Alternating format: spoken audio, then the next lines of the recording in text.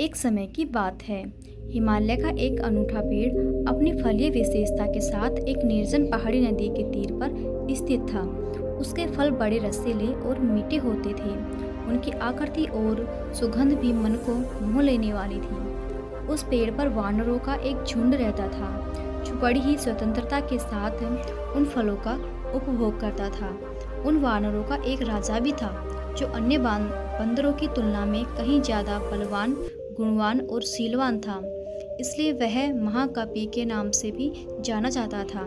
अपनी दूरदृष्टि से उसने समस्त वानरों को सचेत कर रखा था कि उस वृक्ष का कोई भी फल उन टहनियों पर न छोड़ा जाए जिनके नीचे नदी बहती हो। उसके अनुगामी वानरों ने भी उसकी बातों का पूरा महत्व दिया, क्योंकि अगर कोई फल नदी में गिरकर और बहकर मनुष्य को प्राप्त हो जाता तो उसका परिणाम वानरों के लिए अत्यंत भयंकर होता।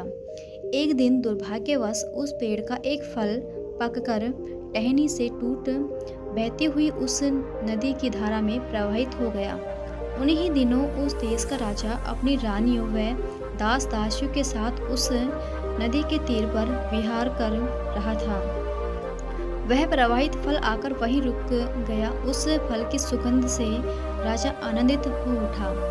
शीघ्र ही उसने अपने सेवकों को उस सुगंध के स्रोत के पीछे दौड़ा दिया।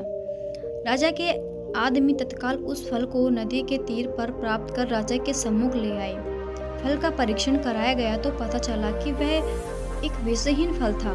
राजा ने जब उस फल का रसास्वादन किया तो उसके हृदय में वैसे फलों तथा उसके वृक्ष को प्राप्त करने की तीव्र लालसा जगी। क्षण भर में सिपाहियों ने वैसे फलों के पेड़ को भी ढूंढ लिया, किंतु वानरों की उपस्थिति उन्हें वहां रास नहीं आई। तत्काल उन्होंने तीरों से वानरों को मारना प्रारंभ कर दिया।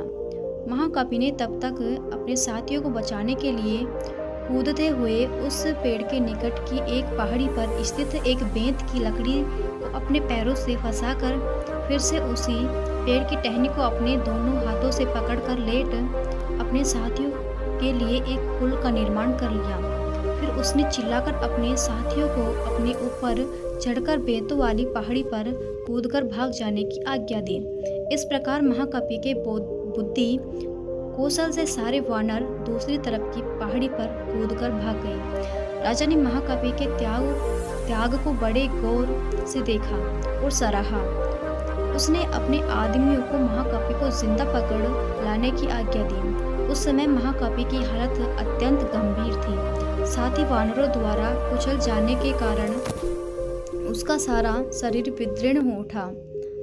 राजा ने उसके उपचार की सारी व्यवस्था भी करवाई, मगर महाकपि की आंखें हमेशा के लिए बंद हो चुकी थी। तो दोस्तों, अगर आपको हमारी वीडियो से कुछ सीखने को मिला हो तो प्लीज़ कमेंट करके बताएं और हमारे चैनल मोटिवेशनल स्टोरी स्टेशन को सब्सक्राइब जरूर करें।